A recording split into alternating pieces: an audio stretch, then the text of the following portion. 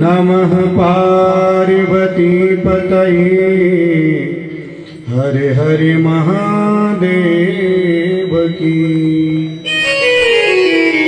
जय जय श्री राम जय जय श्री राम जय जय श्री राधे श्याम।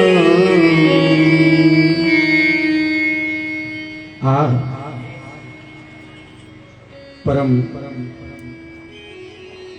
करुणावतंस करुणेश कमलाकांत योगी वंद्य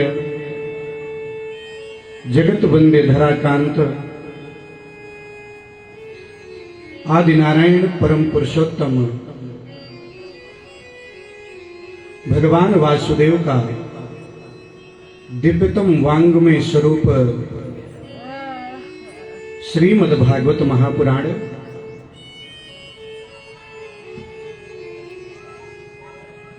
परमात्मा की दिव्य असीम कृपा से नागपुर में मिनी माता नगर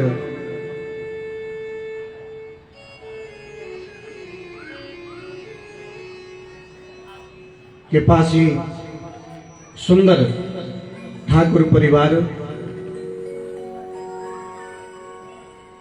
श्रीमती चंपा देवी जिनके अकथ प्रयास तथा जिनका पूर्व संकल्प रहा श्रीमद् भागवत कथा श्रवण करने का,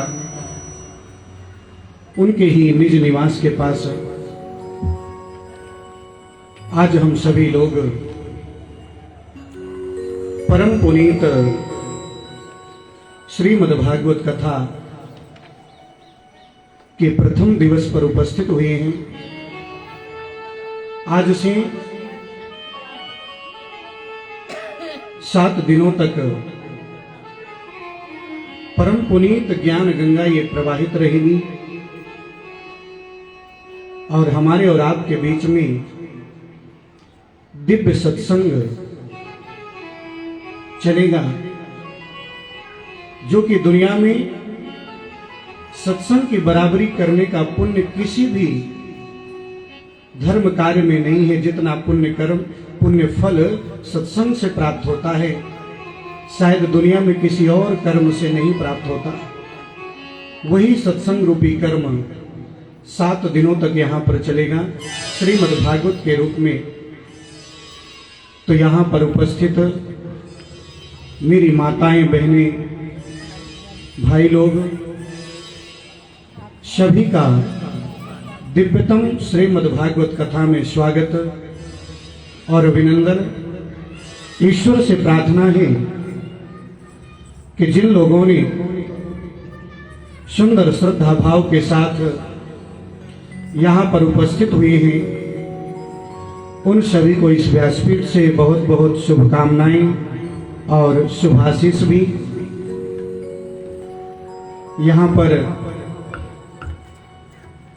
दरभंगा क्षेत्र से, जो झारखंड बिहार में पड़ता है, वहाँ पर भी हमने कथा की थी और हमारे साथ सभी तीर्थों में भी गए थे और संयोग से वो भी आज यहाँ पर भगवान की कथा में उपस्थित हैं। चौधरी जी, अरविंद चौधरी जी, उनको भी बहुत बहुत आशीर्वाद।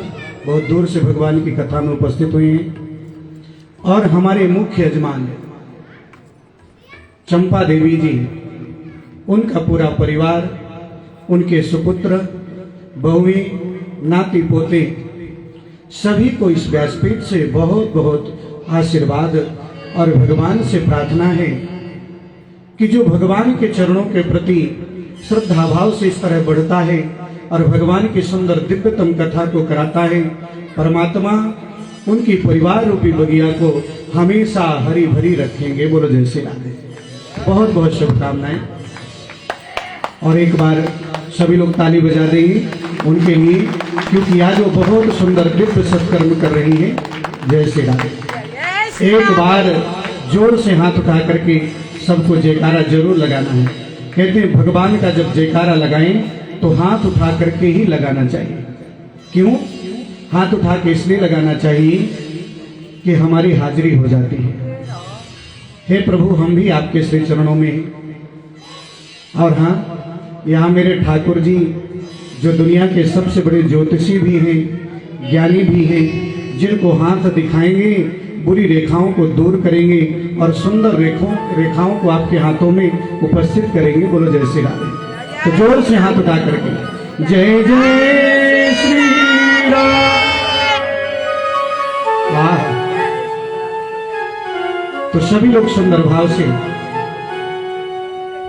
सर्वप्रथम श्री राधा रानी किशोरी जी के श्री चरणों में चलेंगे और बड़ी ही श्रद्धा के साथ आज हम उनकी वंदना करेंगे। सभी को ताली जरूर बजाना है, क्योंकि ताली बजा के भगवान की भक्ति में गाना, भगवान की भक्ति करना, ये बहुत बड़ा पुण्य होता है। कहते हैं भक्ति 3 प्रकार से होनी चाहिए,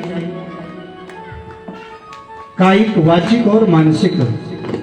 जब हम भगवान की कथा में ताली बजाते हैं ना, तो मानो हमारी शारीरिक भक्ति हो रही है। जब हम वाणी से संकीर्तन करते हैं व्यास जी के साथ, तो मानो हमारे द्वारा वाचिक भक्ति हो रही है, वाणी के द्वारा। और जब हमारा मन भगवान के श्री चरणों में होता है उसी भजन के साथ साथ, तो वो मानसिक भक्ति होती है। तो ये जो कायिक, वाचिक और मानसिक तीनों भक्ति हैं तभी पूर्ण होंगी जब आप ताली बजा करके भगवान का संकीर्तन करेंगे। बोलो जय श्री राधे।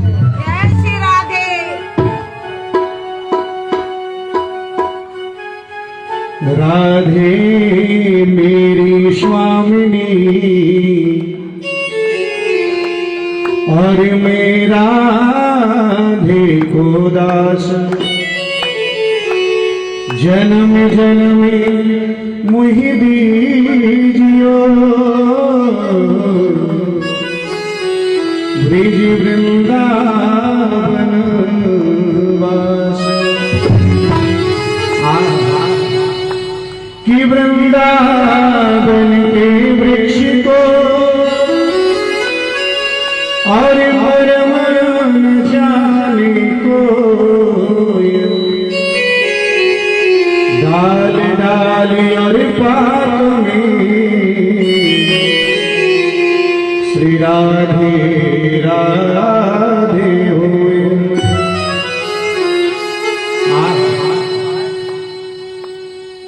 हमारो धन राधा श्री राधा श्री राधा। हमारो धन राधा श्री राधा श्री राधा। हमारो धन राधा श्री राधा श्री राधा। हमारो धन राधा श्री राधा श्री राधा। परम धन राधा राधा राधा श्री राधा। परम धन राधा श्री राधा श्री राधा। परम धन राधा राधा राधा श्री राधा।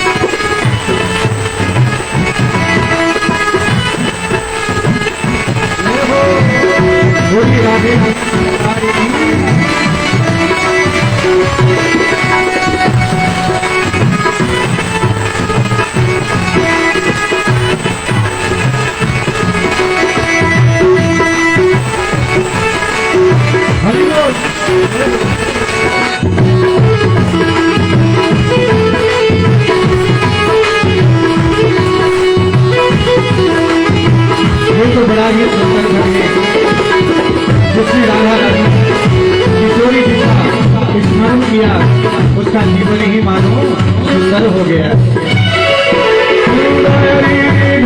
राधा राधा राधा श्री राधा सुंदर हरे राधा श्री राधा श्री राधा सुंदरी राधा राधा राधा श्री राधा सुंदर हरे राधा श्री राधा श्री राधा राधा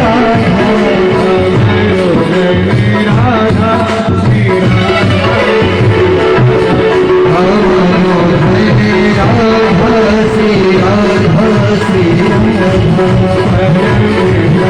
राधा हरे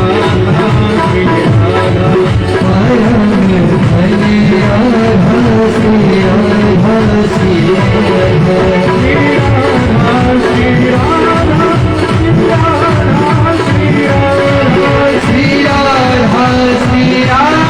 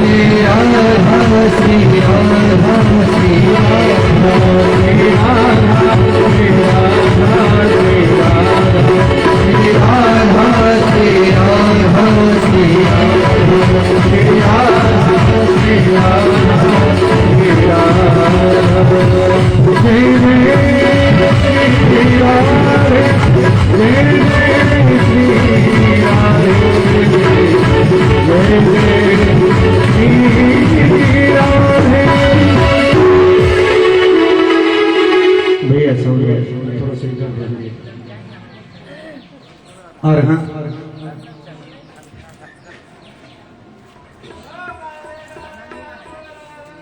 आज भगवान की कथा में हम सभी लोग बड़ी श्रद्धा और भावना के साथ, थोड़ा आवाज क्लियर करिए, प्रथम दिवस की कथा में प्रवेश करेंगे।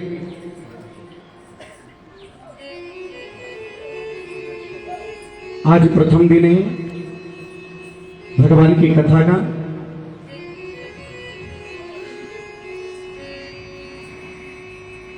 प्रथम दिन महात्मा की कथा होती है।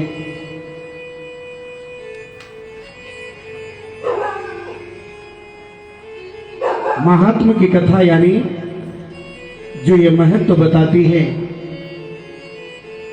कि भगवान की कथा जीवन में क्यों सुननी चाहिए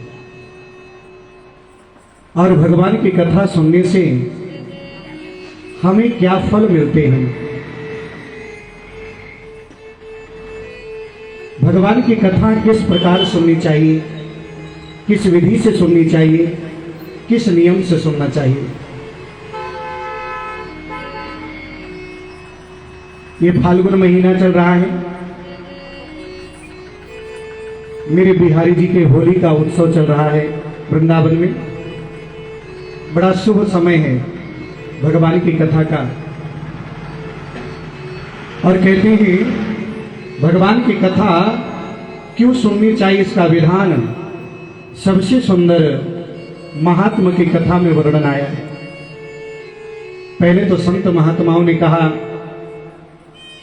कि जिसके जीवन में ये समय उपस्थित हो जाए कि वो संकल्प लेकर के भगवान की कथा सुने और जिस क्षण ये जीवन में पुण्य उदय होता है ना, तो ये साधारण पुण्य का प्रभाव नहीं है। करोड़ों जन्मों का जब पुण्य इकट्ठा होता है तब भगवान की कथा संकल्पबद्ध श्रवण करने का अवसर मिलता है। क्योंकि जानते हैं ये जो श्रीमद् भागवत कथा है बहुत ही भाग्य से प्राप्त होती है कि भाग्योदयीन बहुजन समय जितेन शतसंगमं च लभते पुरुषो यदा वै अज्ञान हेतु कृत्रिमो मदांधकार नाशं विधाय हि तदो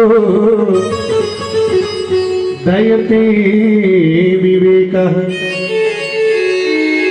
अनेकों जन्मों का जब पुण्य इकट्ठा होता है तब भगवान की कथा सुनने का अवसर मिलता है। सुखदेव जी तो आप लोग सुनेंगे भी, परीक्षित जी से यहां तक भी कहा था कि अनेकों जन्मों के पुण्य के बाद कथा तो मिलती ही है, लेकिन व्यक्ति को भी जीवन में प्रयत्न करना पड़ता है। बोलो जय श्री राधे। जय श्री राधे। क्योंकि भक्त दो प्रकार के होते हैं। एक भक्त तो ऐसे होते हैं कि मन से पूरी तरह श्रद्धा तो नहीं बनाते, लेकिन सोचते हैं कोई मिलता है तो जरूर कहते हैं महाराज जी शायद भगवान की कृपा नहीं, इसलिए अभी सुनने का अवसर नहीं मिल रहा है। लेकिन सुखदेव जी कहते हैं अवसर मिलता है जब हम भी प्रयत्न करते हैं। अब विचार करिए, भोजन थाली पे रखा हुआ है, लेकिन जब हम नहीं खाएंगे, तोड़ेंगे ही नहीं रोटी, तो कैसे खाएंगे? बोलो जय श्री राधे। जय श्री राधे। भगवान ने व्यवस्था कर दी, आपके घर में अन्न है, दाल है, चावल है, आटा है, सारी व्यवस्था कर दिया, लेकिन कर्म तो करना पड़ेगा आगे चल करके ना, कि उसको बनाना पड़ेगा, पकाना पड़ेगा, फिर खाना पड़ेगा। बोलो जय श्री राधे। जय श्री राधे। तो कर्म करना पड़ता है तभी उसका पूर्ण लाभ मिलता है। शास्त्र में यहां तक कहा गया है स्वजन्म जननी जनि दुख भाजा, यानी उसका जन्म, अगर उसने जन्म लिया है और जीवन में कभी भी संकल्पबद्ध होकर भागवत की कथा नहीं सुनी, तो उसका जन्म उसी प्रकार है कि मानो जैसे उसने अपनी मां को ही कष्ट देने के लिए जन्म लिया है, ऐसा सुखदेव जी कहते हैं। और भागवत की कथा जो श्रवण करते हैं, बोले उसका नहीं बल्कि उसके पूरे पूर्वजों का कल्याण होता है। उसके पूर्वज संतुष्ट होते हैं, उसके पितृ देवता संतुष्ट होते हैं। शास्त्र में यहां तक कहा गया है कि कोई अगर गंगा भी नहीं गया, स्नान करने गया भी नहीं गया, बद्रीनाथ भी नहीं गया, धरती के सारे धाम भी नहीं किए, लेकिन अगर भगवान की कथा सुनता है तो उसके घर के पास ही मानो सभी धाम का आगमन होता है। बोलो जय श्री राधे।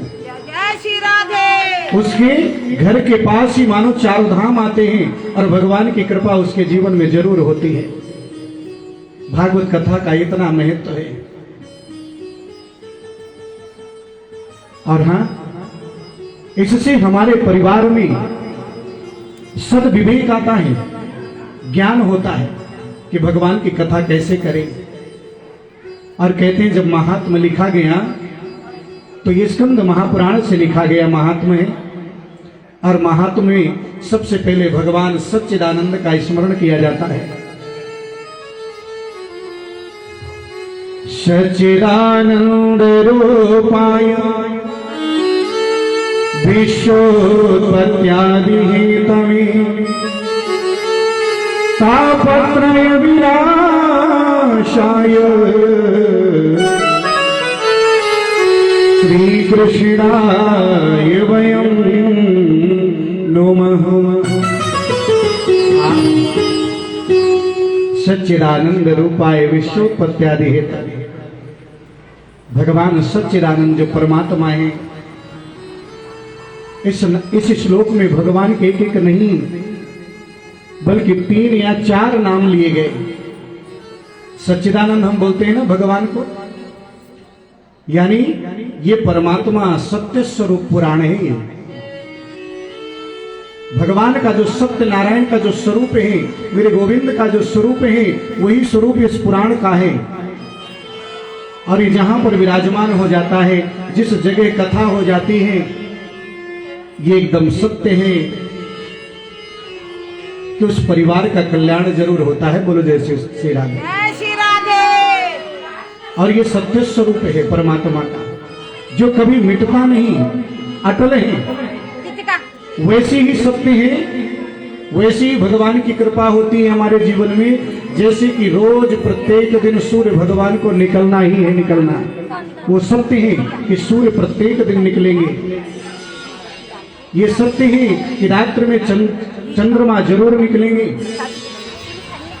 ये सत्य है कि इस धरती पर दिन होगा तो रात्र भी होगी।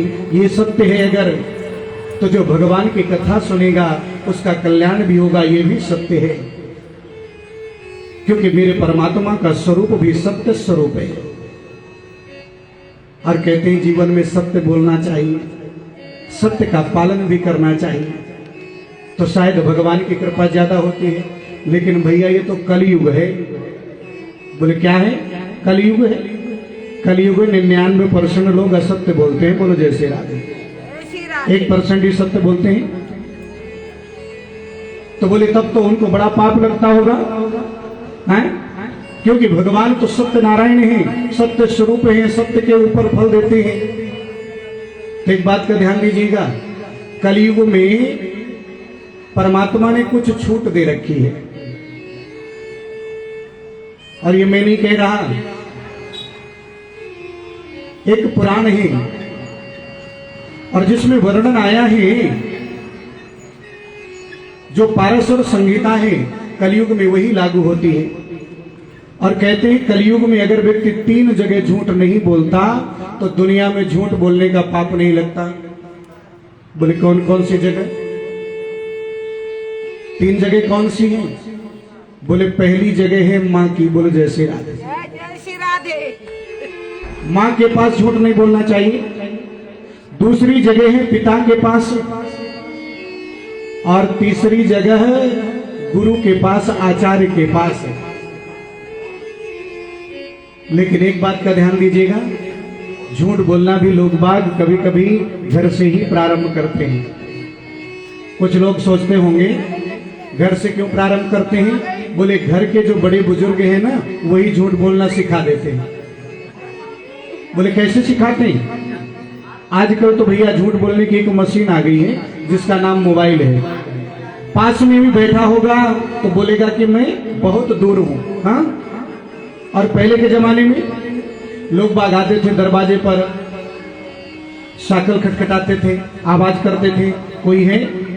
तो जो बड़े बुजुर्ग घर में होते थे ना, अपने बच्चे से कहते थे बेटा देखो अगर फलाने अंकल होंगे ना तो उनसे बोल देना पापा घर पे नहीं है। बोलो जय श्री राधे। जय श्री राधे। और बेटा आकर के वैसे ही बोलता था। तो शिक्षा झूठ बोलने की हम लोग उनको देते हैं और धीरे धीरे फिर वही ज्ञान हमको वो देने लगते हैं। हाँ, स्कूल गए थे? बोले हाँ गया था। पता चला 2 महीने बाद ये तो 2 महीने से स्कूल नहीं आया है।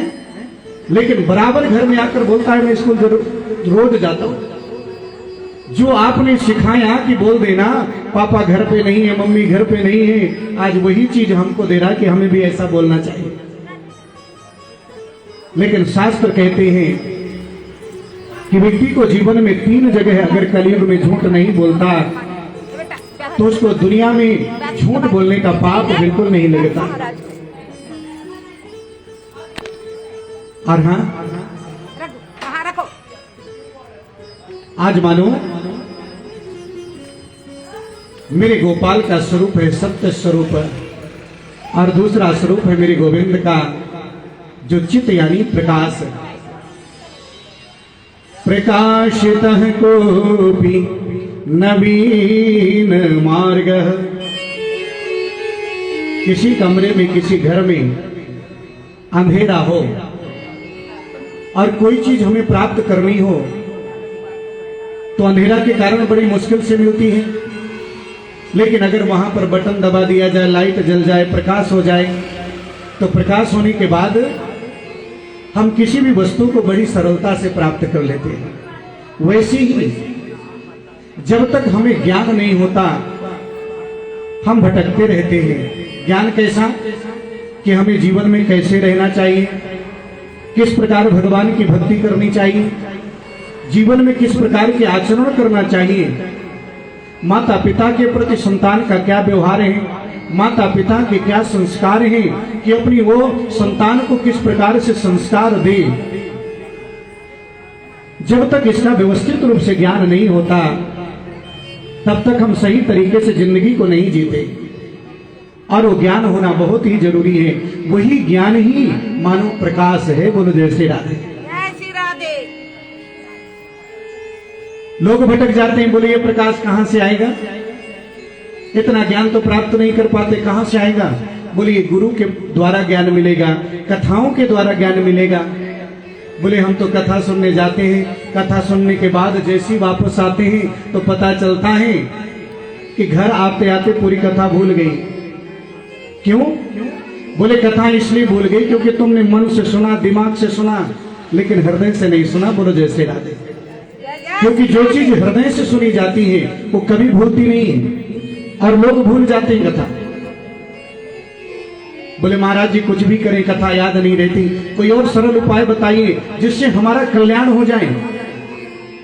तो संत महात्मा कहते हैं, और उसमें बाबा तुलसीदास जी ने तो स्पष्ट कह दिया कि अगर जीवन में अपने प्रकाश चाहते हो, जीवन तुम्हारा कल्याणमयी हो जाए, तो अपनी जीवा पर भगवान के नाम का जाप करना प्रारंभ कर दो। लोग बोलते हैं महाराज जी समय ही नहीं रहता, सुबह से शाम तक तो दिन भर काम करना पड़ता है, कैसे जाप करें। मैंने कहा आपका फोन बजता है, आप काम करते रहते हैं और बात भी करते रहते हैं कि नहीं घर में। आप जब काम करते हैं तो आपका मुख जो है फुर्सत में रहता है। बोले हाँ, तो मुख से भगवान के नाम का जाप कर सकते हैं। क्योंकि अगर आपने भगवान के नाम को जिह्वा पर धारण कर लिया तो समझ लीजिए अंदर और बाहर हर प्रकार से आप पवित्र हो जाएंगे। कि राम राम मन दीप धरो जीव हृदय द्वार, तुलसी भीतर बाहिरो जो चाह शिव जियार। राम नाम रूपी दीपक को हृदय पर धारण करो, और अगर हृदय पे धारण करोगे ना तो निश्चित रूप से बोले तुम्हारा कल्याण होगा। जीवा पर भगवान के नाम को धारण करो, क्योंकि जब आप भगवान के नाम को धारण कर लेंगे ना तो संसार में सब काम करते हुए, सारे अपने जीवन के कर्तव्यों को करते हुए एक भगवान का एक ऐसा सहयोग सत्कर्म के द्वारा आपको मिलता रहेगा कि आपके जीवन में कोई कमी नहीं हो पाएगी। एकदम सत्य है, कोई कमी नहीं हो पाएगी। बोले कैसे? एक संत ने बड़ा सुंदर उदाहरण दिया कि भगवान हमारी सहायता कैसे करते हैं। जब हम भगवान के मंत्रों का जाप करते हैं। बोले भगवान सहायता कैसे करते हैं? तो जानते हैं, एक जगह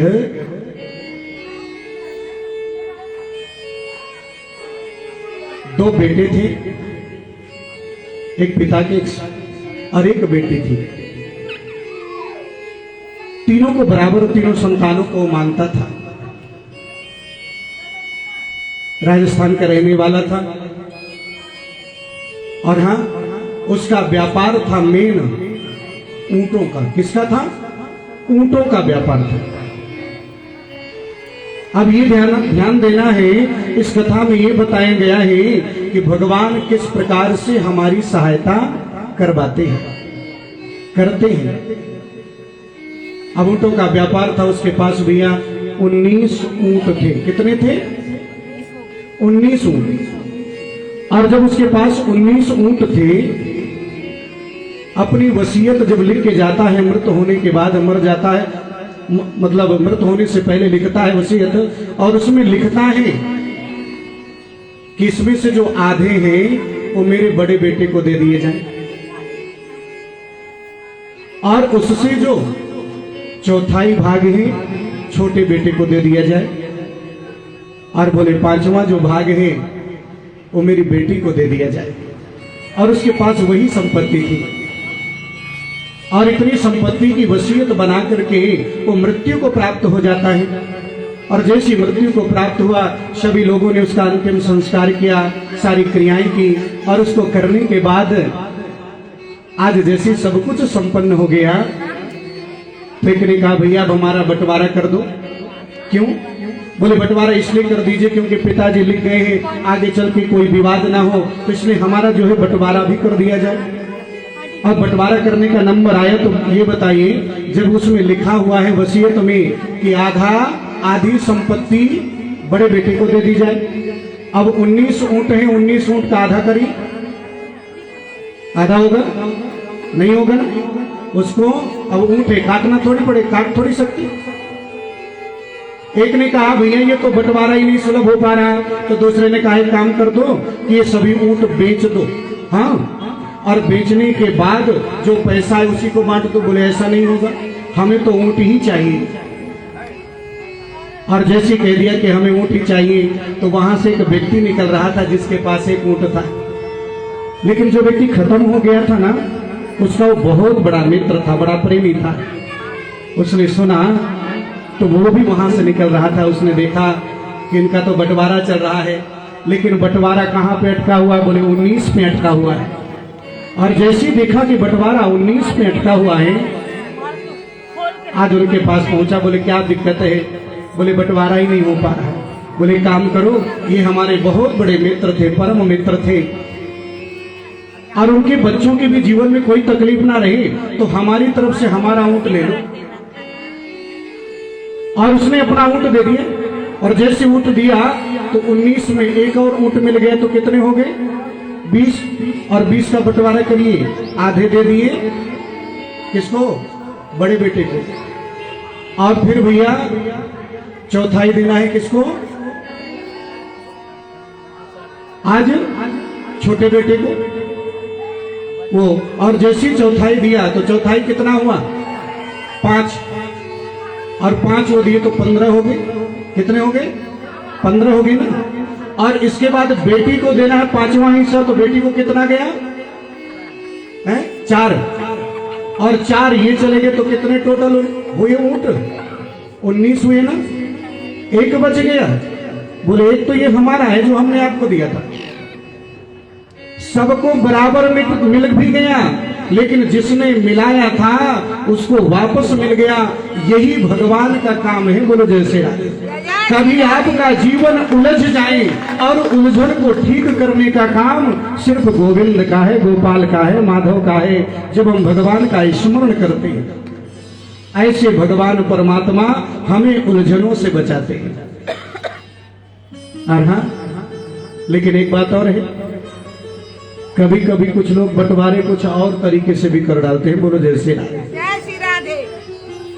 एक व्यक्ति थे गांव में, बड़े गरीब थे। 2 भाई थे, एक बड़ा भाई एक छोटा भाई। और दोनों के पास में मिला के एक भैंस थी और एक कंबल था। बोलो जय श्री राम। और जब भैंस और कंबल एक एक ही थी तो हुआ कि बंटवारा कैसे करें? बोले कंबल काट देंगे तो छोटा पड़ जाएगा, भैंस को काट नहीं सकते, क्या करें? छोटा भाई थोड़ा आज्ञाकारी था। छोटे भाई ने कहा एक काम करो, आप जैसा बोल दोगे वैसा ही हम करेंगे। बड़े भाई से बोल दिया। बड़ा भाई थोड़ा सा ज्यादा शातिर था। बड़े भाई ने कह दिया एक काम करो, दिन में कंबल तुम्हारा और रात में कंबल हमारा। ठंडी का समय है, कंबल की जरूरत कब पड़ती है? अब उसने बंटवारा किया, दिन में कंबल तुम्हारा, रात में कंबल हमारा। बोले भैंस का? बोले आगे की भैंस तुम्हारी, पीछे की मेरी। चारा तुम खिला, ठोक के दूध हम निकाल लेंगे। हाँ, अब भैया कम से कम साल भर हो गए, बेचारा परेशान हो गया। एक दिन उनके परिवार के कुल पुरोहित गुरुजी थे, गुरुजी के पास गए। बोले गुरुजी ऐसी ऐसी दिक्कत है, बड़ी दिक्कत है। गुरुजी ने उसके कान में एक मंत्र दे दिया अब जैसे उसने मंत्र ले लिया तो उसने क्या किया, जैसे उसके पास दिन में कंबल आया तो उसने पानी में भिगो दिया। बोलो जैसे दिन भर पानी में भीगता रहा कंबल। शाम को जब उसका नंबर आया, बोले कंबल दो, तो बोले ले लो। देखा तो पानी चू रहा है। बोले ऐसा क्यों किया? बोले दिन में हम चाहे इसका जो करें, अभी हमारा है, रात में तुम्हें जो करना हो सो करो, सुखाते बैठो। अब भैया ये तो कंबल की बात। अब भैंस बोले दुहने बैठता है, और जैसे दुहने के लिए बैठा तो डंडा लेके सामने खड़ा हो गया। वो मंत्र का प्रभाव है। और जैसे सामने डंडा लेके खड़ा हुआ तो अब विचार करिए, किसी भैंस के सामने, किसी जानवर के सामने डंडा लेके खड़ा हो जाए तो दूध वो कैसे देगा है? अब तो दूध की बात क्या, उसके पास कोई नहीं बैठ सकता। आज वो बेचारा बोला कि ये बताओ तुम क्या कर रहे हो? बोले आगे की भैंस मेरी, चाहे घास के नाम चाहे डंडा। बोलो जैसे मेरी है। फिर दोनों में समझौता हुआ और फिर सही तरीके से बंटवारा हुआ। बोलो जैसे राधे। संत महात्मा कहते हैं, कुछ लोगों के भाव है कि भैंस है खराब, क्या कह रहे हैं भैया, पहले अच्छा था ये आप कह रहे हैं भैया। कुछ लोग बोलते ना पहले बहुत अच्छा था, आज तो कुछ नहीं रहा। बोले यहाँ तो आज भी लोग भाईचारे की बात करते हैं, और भाईचारे की बात करते करते संबंध इस तरह उलझता है,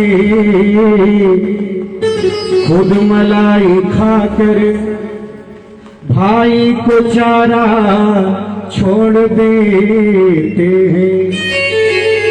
लेकिन ध्यान रहे, भाई का अंश कभी पछता नहीं, चाहे लाख कोशिश कर तो देख ले, तेरे जीवन में जितना लिखा तुझे उतना ही मिलेगा।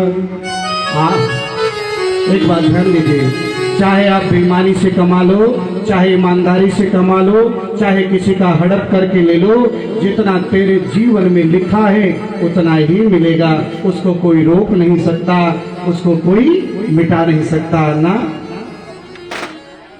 आपसे छीन सकता है। अगर छीनेगा एक दिन उसका भी छिन जाएगा। बोलो जय श्री राधे। अगर तुझसे बेईमानी करेगा एक दिन उसके साथ भी बेईमानी हो जाएगी। बोलो जय श्री राधे। लेकिन तेरे भाग में जो है वो भाग तुझे जरूर से जरूर मिलेगा। और हाँ, मेरे भगवान का चित्त यानी प्रकाश, और वो प्रकाश, आनंद की प्रकाश की प्राप्ति भगवान के संकीर्तन से होती है, भगवान के गुणानुवादों से होती है।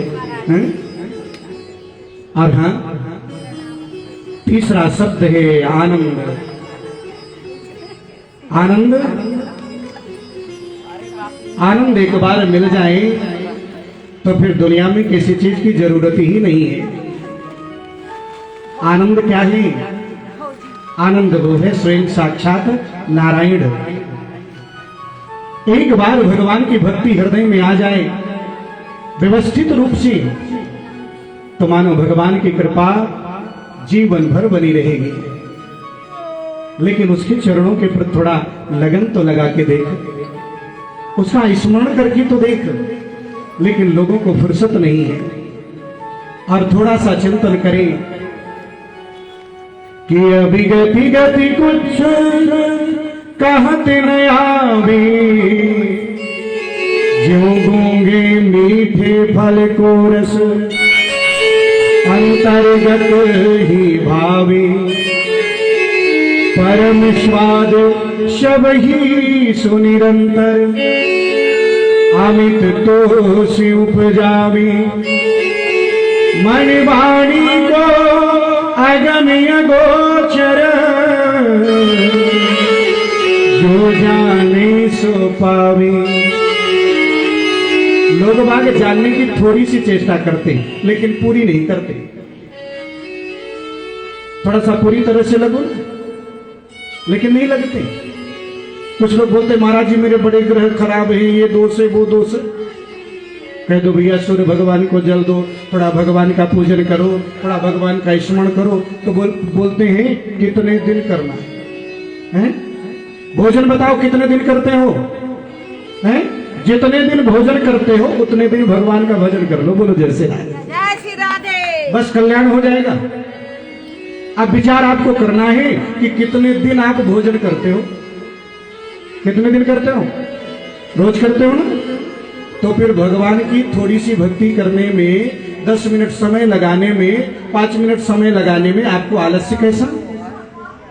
तुरंत पूछते हैं महाराज जी बताओ सूर्य भगवान को जल कितने दिनों तक दें?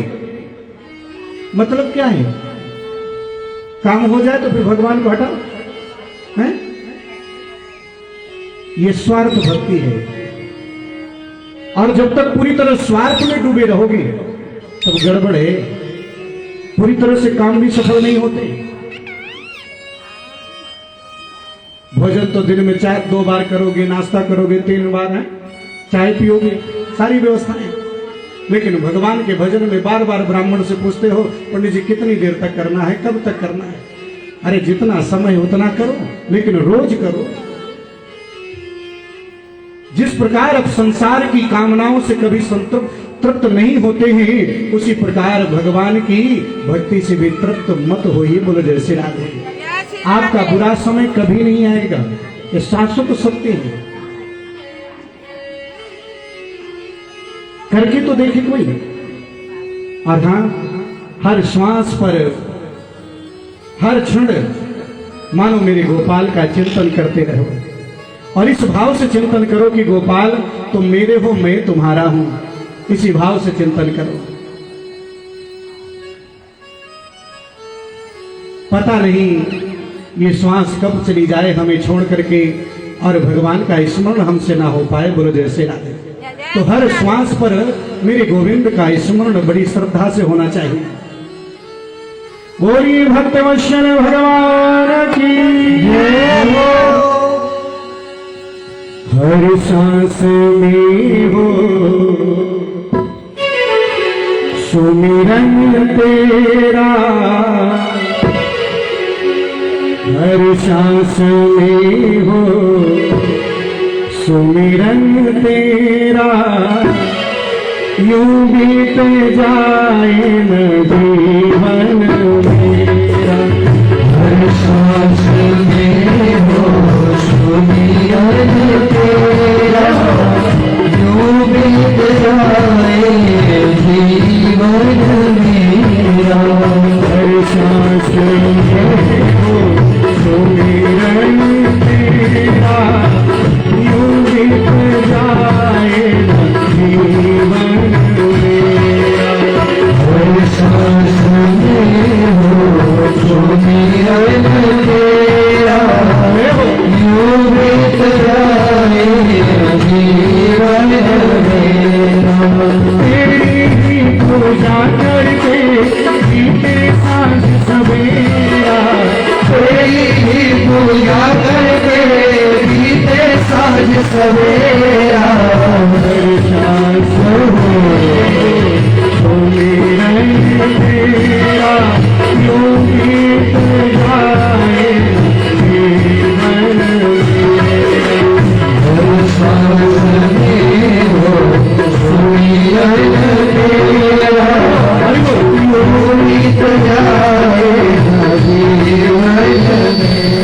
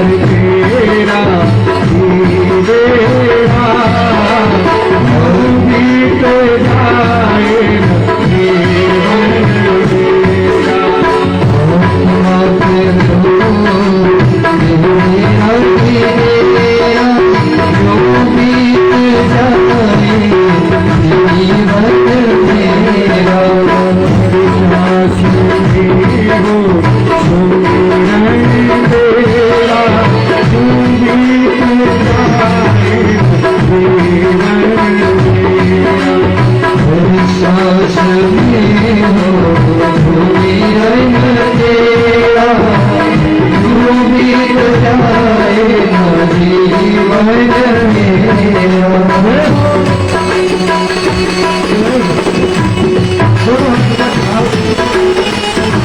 एक बार हाथ उठा के ताली बजाइए सभी लोग श्रद्धा भाव से। जय हो।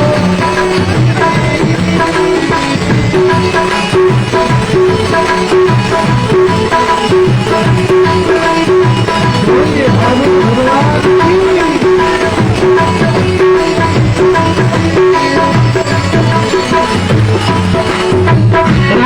भावे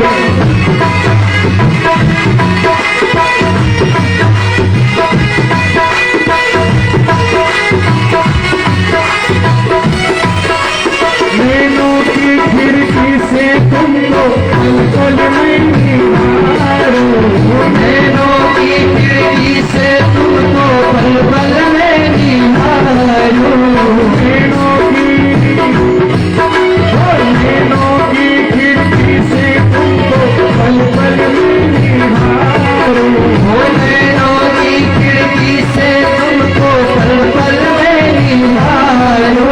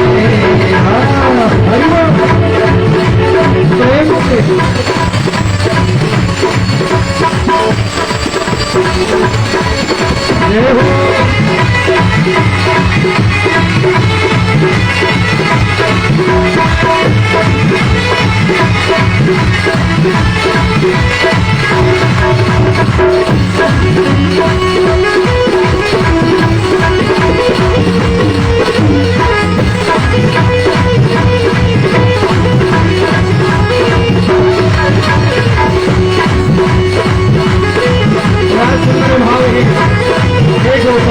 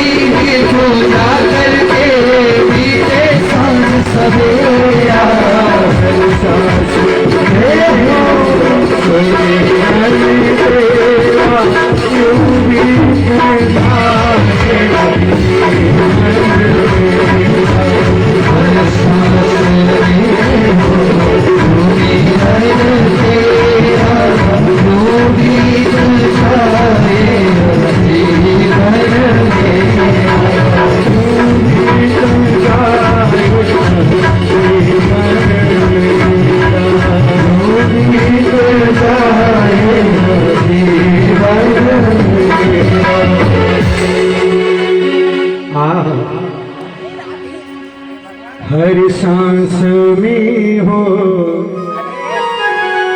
सुमिरन तेरा,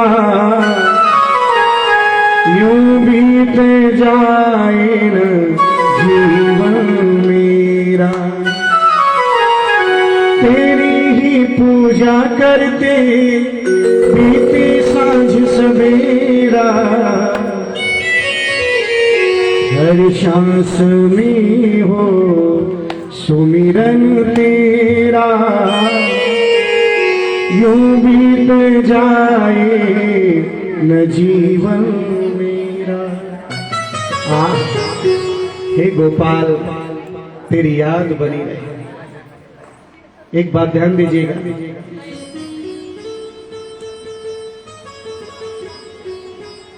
कुछ लोग हमसे बोलते हैं कभी कभी, महाराज जी कथा सुन के जाते हैं, घर पहुंचे सोई भूल गई। क्यों भूल जाती है? बोले इसलिए भूल जाती है, जैसे मान के चलिए किसी व्यक्ति से कहा जाए कि भैया जब बाजार जाना तो ये चीज ले आना, कहते हैं ना, और कभी कभी वापस आने के बाद वो बोलता है पता नहीं क्या हुआ महाराज जी, दिमाग से निकल गई है, मन से निकल गया, नहीं ला पाया। तो बोले जो चीज मन में रखी जाती है वो अधिकतर निकल जाती है, क्योंकि मन बड़ा चंचल है। दिमाग में भी जो चीज रखी जाती है वो भी निकल जाती है। तो बोले कहां रखें? बोले हृदय में। हृदय की बात कभी नहीं निकलती। और सबसे अच्छा तरीका बता दूं, आप जिस दिन कथा श्रवण कर रहे हैं, सुन रहे हैं, और सुनने के बाद जाइए घर में, और जब विश्राम करना हो ना, सोने के लिए लेट जाओ बिस्तर पे, ध्यान दीजिएगा, जितनी कथा आपने सुनी है पूरी कथा का एक बार मनन कर लीजिए, चिंतन कर लीजिए। कथा आपको कभी नहीं भूलेगी। हाँ, साल भी व्यतीत हो जाएंगे तब भी नहीं भूलेंगे, लेकिन पूरी कथा का सोने से पहले चिंतन कर लो एक बार। किसी को सवेरे जल्दी जाना हो और सोने से पहले सोच ले मुझे तो 4 बजे उठना है, अलार्म भी ना लगाएं, उसे ऐसा लगेगा मुझे कोई जगा रहा है 4 बजे से पहले। बोलो जैसे राधे। सोच के बोल करके सोई, क्योंकि वो हृदय में बात रहेगी और आप जरूर जग जाएंगे। और हाँ, इसलिए कोई भी बात हृदय पर धारण करो, दिल पर धारण करो, लेकिन मन और मस्तिष्क पे, अगर भगवान की मन और मस्तिष्क पे क्या लेना चाहिए? सांसारिक बातें, किसी की बुराइयां, किसी के दोष, उसको मन में रखो, अपने आप निकल जाएगा। बोलो जय श्री राधे। जय श्री राधे। क्यों? क्योंकि मन ऐसी चीज है जी, पता नहीं दो सेकंड में दूसरा क्या चीज आकर के उसमें बैठ जाए हैं? अब जो पहले से बैठी है ना उसको निकाल देगा। लेकिन कुछ लोग क्या करते हैं, भगवान की बातें, भगवान की कथा तो हृदय में नहीं रखते, लेकिन किसी ने अगर कुछ बोल दिया तो बोले मैंने तो अपने दिल पे रख लिया, तूने इतना बुरा बोला। तुझे बुरी ही चीज दिल पे रखना है कि कुछ अच्छी भी रखना है? मैंने तो दिल पे ले लिया, बड़ा बुरा लगा। क्यों लिया दिल पे? अरे बुरी चीजों को दिल पे मत लो, अच्छी चीजों को लो। बोलो जैसे राधे। जो जीवन भर याद रखें, रहे और कल्याण भी हो। और हाँ, आज मानो दूसरे श्लोक में मेरे सुखदेव जी की वंदना किया, जो बड़ा ही सुंदर है। यम प्रव्रजंत मनुते तमपेत कृत्यं द्वैपायनो विरह का तरया जुहाव पुत्रेति तन्मयतया तरिभोभिने दोष तम शैव भूत हृदयं मुनिमान तोस्मि। आज मानो उन मुनि का स्मरण किया दूसरे श्लोक में, जिन महात्मा सुखदेव जी ने राजा परीक्षित को कथा सुनाई थी, जो संसार की परम गुरु हैं। और हां, उन महात्मा सुखदेव जी का वंदन किया जिन्होंने जन्म लेते ही जंगल की ओर तपस्या करने चल दिए। ऐसे दिव्य महात्मा जन्म लेने के बाद किसी को याद नहीं रहता, लेकिन वो 12 वर्ष में जन्म लिए थे गर्भ से, और जब जन्म लिए गर्भ के अंदर थे तभी भगवान का स्मरण कर रहे थे, और बाहर निकले तो तपस्या के लिए चल दिए। बड़ी बड़ी जटाएं हैं, दिगंबरम वक्त्र विकीर्ण केशम, जो दिगंबर हैं, बड़ी बड़ी जटाएं हैं। पिताजी ने कहा, बेटा अभी अभी तुम जन्म लिए हो, मैं अपनी गोद पर तुम्हें बिठालना चाहता हूं, थोड़ा लाड प्यार करना चाहता हूं, पुत्र सुख का आनंद लेना चाहता हूं, लेकिन तुम तो तुरंत जंगल की ओर चल दिए।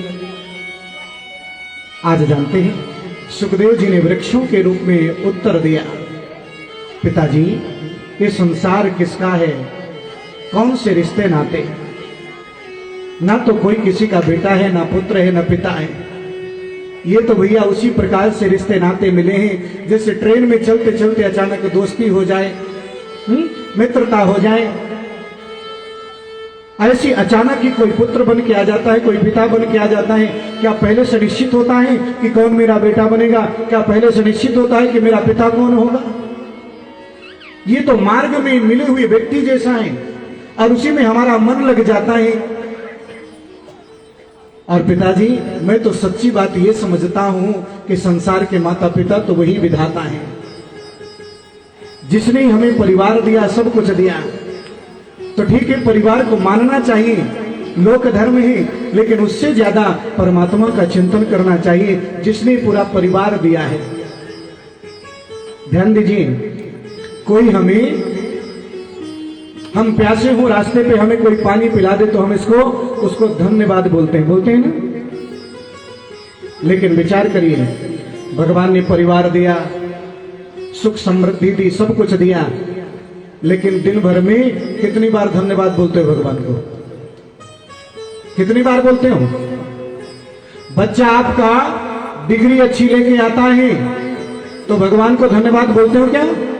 नहीं बोलते ना। अच्छा डिग्री लेके आएगा तो अपना झंडा ऊंचा करके घूमोगे, ये तो मैंने ध्यान दिया इसलिए अच्छी डिग्री लेके आया। बोलो जय श्री राधे। जय श्री राधे। और हाँ, अगर बच्चा फेल हो जाए तो बोलोगे महाराज जी को कुंडली भी दिखाई, सब कुछ किया, पूजा भी की, लेकिन फेल हो गया। अरे मैं भगवान का ना ध्यान दे करके अगर मैं खुद ध्यान देती तो शायद पास हो जाता। भगवान पे छोड़ देंगे, भगवान ने ऐसा कर दिया, ऐसी बात नहीं है। जैसे आज तुम प्रयत्न कर रहे हो, उसी प्रकार अपने कर्मों को करते हुए थोड़ा सा भगवान का भी चिंतन करना चाहिए। बोलो जय श्री राधे। और धर्म कर्म जहां दोनों चीज लगती है, सफलता वहीं प्राप्त होती है, ध्यान देना। और भगवान को भी धन्यवाद बोलना चाहिए। आज जानते हैं मेरे सुखदेव जी महाराज जंगल की ओर तपस्या करने चले जाते हैं, और यहां से एक दिव्य कथा प्रारंभ होती है। यहां से एक समागम होता है, नैमिषारण्य तीर्थ में समागम होता है। जैसे कि आपको हो सकता है बहुत लोगों को ना मालूम हो, अभी हमारी एक कथा नैमिषारण्य धाम जा रही है। 11 अप्रैल से यहां से यात्रा रहेगी। नैमिषारण्य परम पुनीत तीर्थ है, जिस पर 18 महापुराणों की कथा हुई है। जहां पर 18 महापुराण लिखे गए हैं, उस नैमिषारण्य तीर्थ हम यहाँ नागपुर से 11 अप्रैल को जा रहे हैं, और 12 अप्रैल से वहां पर सुंदर देवी भागवत की कथा होगी, क्योंकि वहां पर शक्तिपीठ भी है। वहां पर हनुमानगढ़ी है, जहां हनुमान जी स्वयं पाताल से धरती को फाड़ करके अहिरावण का वध करने के बाद वापस धरती पर आए हैं। वो स्थान भी नैमिषारण्य तीर्थ में है। धरती का सबसे बड़ा पुण्य तीर्थ है। और हमारी जो मुख्य यजमान है ना यहाँ, ये पिछले बार हमारे साथ रामेश्वरम भी गई थी, और इस बार भी इनकी टिकट वहां की है नैमिषारण्य तीर्थ की। यहां तक कहा गया है कि लोग चारों धाम भी कर लें तो बिना नैमिषारण्य के धाम जाने के पहले पूर्णता नहीं होती। बोलो जय श्री राधे। लेकिन क्योंकि सभी धामों का सार नैमिषारण्य तीर्थ क्षेत्र है, और हम लोग यहाँ से जा रहे हैं 11 अप्रैल को। यहाँ से बहुत से लोग जा रहे हैं, जेट का रिजर्वेशन है, 4:30 बजे की ट्रेन है और उसी में जा रहे हैं सब लोग। और वहां पर 7 दिन तक सुंदर दिव्य रहेंगे, भगवान की कथा सुनेंगे, भगवान की कथा का लाभ लेंगे, सुंदर दर्शन भी करेंगे। आज 2 माताएं हमसे पूछ भी रही थी कि महाराज जी हम भी अगर चलना चाहें, उनको जब मालूम पड़ा तो कैसे जा सकते हैं। तो हमने उनसे बताया कि थोड़ा सा टिकट की बात है तो देखते हैं, टिकट करवा देते हैं हम तत्काल में ही, क्योंकि होंगी। लेकिन वहां का जो पूरा खर्च है वो मात्र 11,000 पर हेड खर्च है। अगर जो स्लीपर में जाना चाहते हैं, जो एसी में जाएंगे उनके लिए 13,000 का खर्च है, पैकेज है।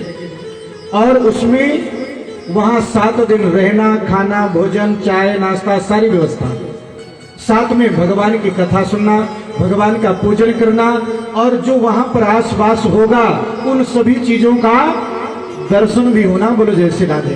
ये सब आपको प्राप्त होगा। जय श्री राधे। ललिता माँ का दिव्य स्थान है। और एक बात और है, वो गया क्षेत्र जो बिहार में है उसका भी प्रतिनिधित्व करता है नैमिषारण्य तीर्थ। क्योंकि जो गयासुर नाम का दानव था जिससे गया बनी है ना, तो गयासुर के जो पैर हैं वो गया में थे, लेकिन नाभि नैमिषारण्य में, और सर ब्रह्म कपाली बद्रीनाथ में। इसलिए तीनों को श्रेणी दी गई है गया की। गया की श्रेणी तीनों स्थानों को दी गई है, यानी गया को भी दी गई है और नैमिषारण्य को भी दी गई है गया की श्रेणी, और बद्रीनाथ को भी दी गई है। बोलो जय श्री राधे। जय श्री राधे। तो जानते हैं उस पवित्र क्षेत्र में 11 अप्रैल से कथा होगी, 12 अप्रैल से, और उसी नैमिषारण्य तीर्थ की कथा आ रही है। कहते हैं 88,000 ऋषि महात्मा लोग एक बार नैमिषारण्य तीर्थ में जब विराजमान थे तो वहां पर एक महात्मा जी का आगमन हुआ, और जिन महात्मा जी का नाम था सूत जी महाराज। बड़े धर्मात्मा थे, व्यास जी के परम शिष्य भी थे। और सूत जी महाराज को देख करके सबने स्वागत सत्कार किया और उनसे पूछा कि हमें आपसे कुछ कथाएं सुननी है। और सबसे पहले तो ये बता दीजिए, इस संसार में सबसे श्रेष्ठ कथा कौन सी है?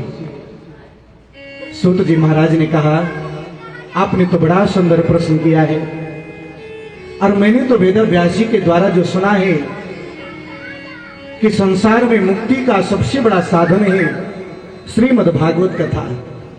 और ये ऐसी कथा है जो भोग को भी देती है और मोक्ष को भी देती है।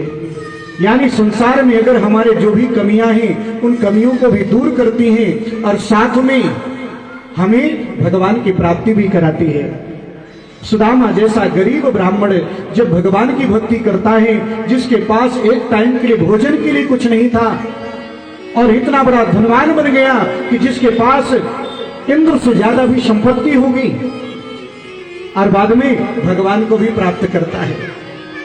यानी भगवान की कथा धन भी देती है, संपत्ति भी देती है, ऐश्वर्य भी दिलाती है, और हमारे जीवन के सारे जो कुंडली आदि में जो दोष हैं उन दोषों को भी दूर करती है, और बाद में परम मोक्ष भी प्रदान करती है।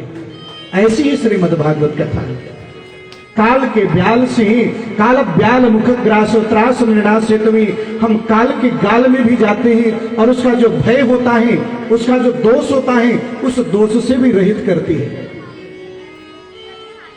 अच्छा ये बताइए, कुछ लोग बोलते हैं महाराज जी कुछ ऐसा करो कि हमारी मृत्यु ना हो। बोले जय श्री राधे। ऐसा ही बोलते हैं, दुनिया में मृत्यु से डरते हैं लोग। लेकिन ध्यान दीजिए,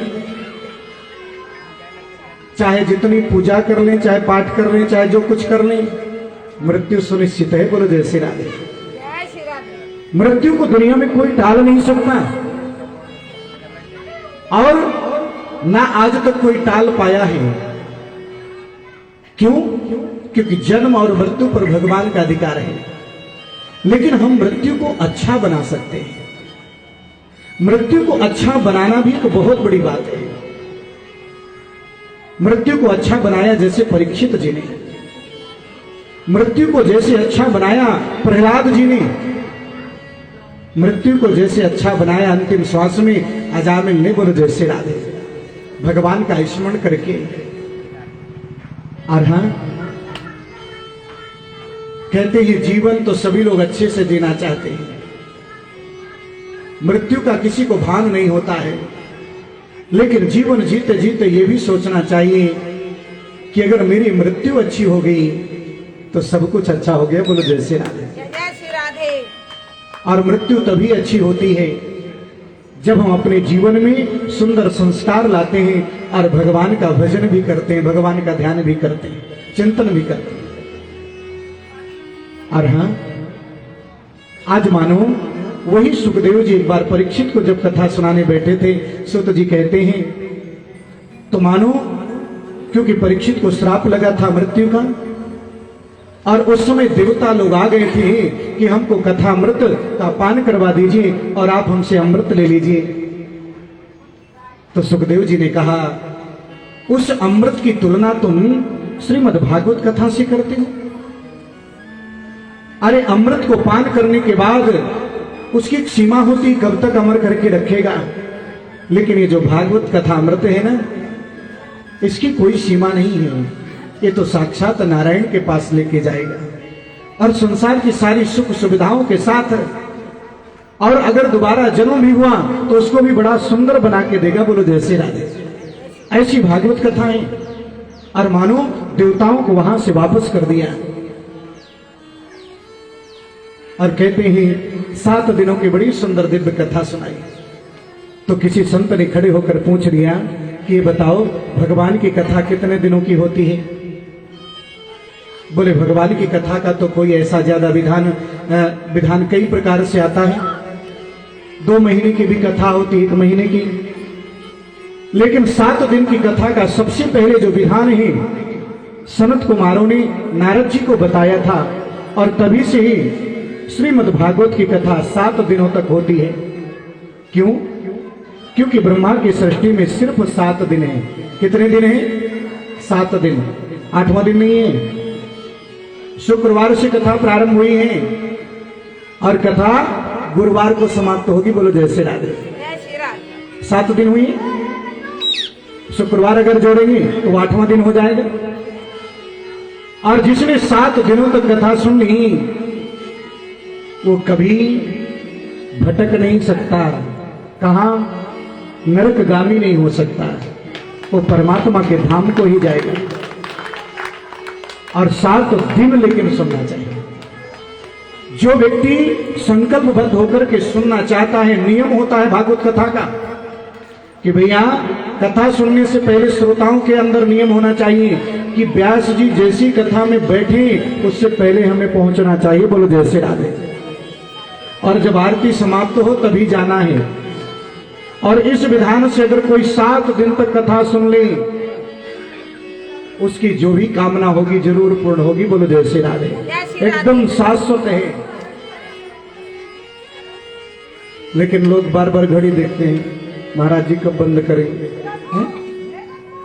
समय का भान नहीं होना चाहिए, बोलो जय श्री राधे। जय श्री राधे। भगवान की कथा जब समय का भान करने लगते हैं बार बार ना, तो भगवान भी सोचता है इसको भी मैं समय तक ही सुख दूं, बोलो जय श्री राधे। एक निश्चित समय तक, हाँ, समय से ज्यादा ना दूं। इसलिए कभी भी घड़ी मत देखो भगवान की कथा में, और नियम से सुनो, निश्चित रूप से उसका पूर्ण फल प्राप्त होगा। और हाँ, सबसे पहले सनत कुमारों ने सुनाया नारद जी महाराज को। आज प्रश्न उठता है कि मेरे महात्मा नारद जी ने किस प्रकार से सनत कुमारों से भगवान की कथा सुनी। बोले हम आपको जरूर सुनाएंगे, लेकिन थोड़ा सा भगवान का स्मरण करना चाहते हैं, बोलो जय श्री राधे। और हाँ, बड़ी श्रद्धा और भावना के साथ मानव आज स्मरण करते हैं। एक चीज का ध्यान दीजिएगा, ये जो भगवान की कथा है ना, भगवान ने हमारे ऊपर, हमारे जीवन में बहुत बड़ी कृपा करके इस कथा का निर्माण किया है। अगर कहते हैं भगवान कृष्ण का अवतार नहीं होता तो शायद संसार का कल्याण नहीं होता। भगवान राम जी का अवतार नहीं होता तो रामचरितमानस नहीं होती, तो सुंदरकांड नहीं होता तो भी शायद संसार का कल्याण नहीं होता। बोलो जैसे श्री राधे। बोली भक्तवत्सल भगवान की। जय। अभी आप लोग हाथ उठाकर जयकारा नहीं लगा रहे, जोर से लगाना चाहिए। बोली भक्तवत्सल भगवान की जय हो। जय जय श्री राधे श्याम। त्रेता में राम होते,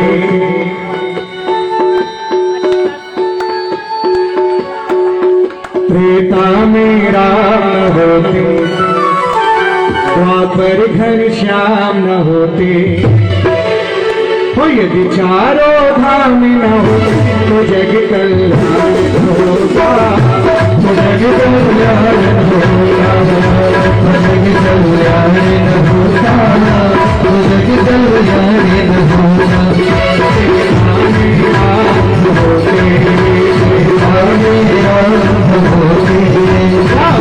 कल्याण होगा, जग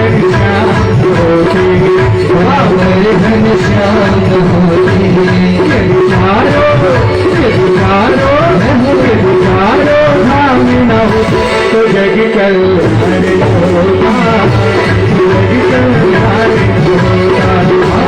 जग कल्याण होगा, जग कल्याण होगा। हरि बोल।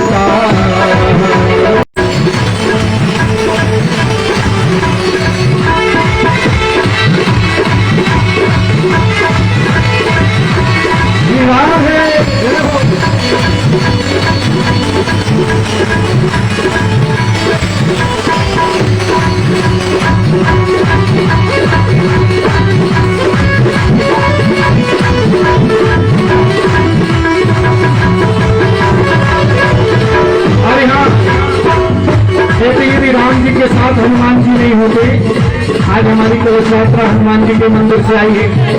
और जानते हैं यदि राम जी के साथ हनुमान जी नहीं होते तो भी संसार का कल्याण नहीं होता। यदि राम किसी में हनुमान होते, यदि राम के संग में हनुमान न होते,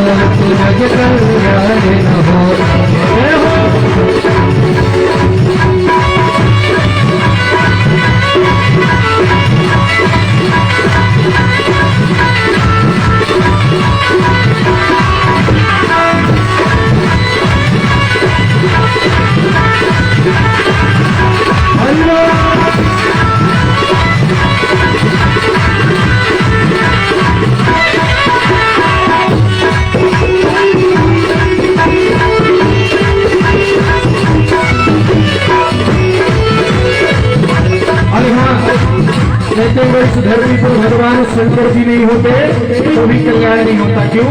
क्योंकि शंकर जी नहीं होते तो गंगा नहीं होती, और जब गंगा नहीं होती तो न गंगा सागर होता और न ही प्रयागराज होता। बोलो जैसे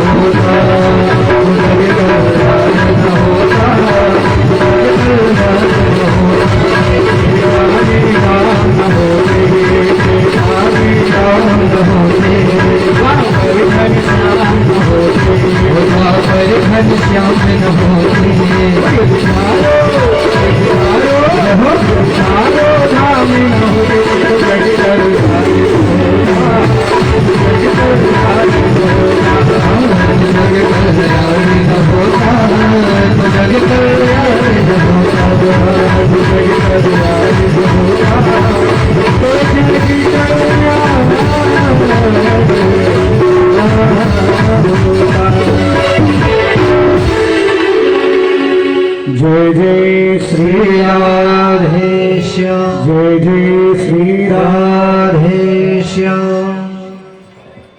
तो जग कल्याण न होता,